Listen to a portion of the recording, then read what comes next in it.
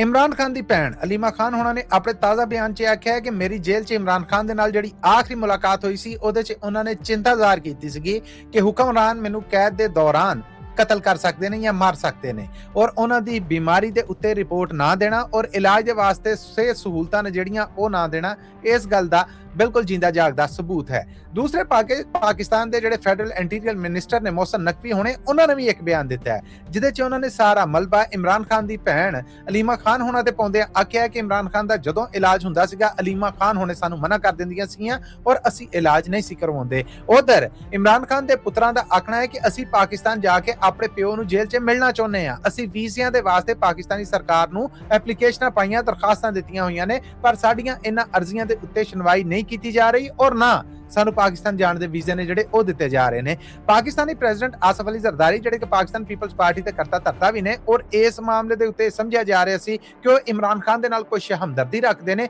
उन्हां दा बयान भी सामने आया है। उन्होंने आख्या है कि सियासत या पॉलिटिक्स है जिहड़ी ए सूलां दा खेड़ है। मैं जदों जेल दे विच कैद सा मैं 14 साल कैद कत्ती और मैं जदों जेल तो रिहा होया ते मेरे न्याणे कद च मेरे तो भी उच्चे हो गए सन। इस करके जे किसी नूं जेल दीयां इह कैदां ने जिहड़ियां सूलां लग रही तो फिर वो सियासत छड्ड के कोई होर काम कर लवे। उन्होंने ये सारे इशारे इमरान खान नूं कीते ने।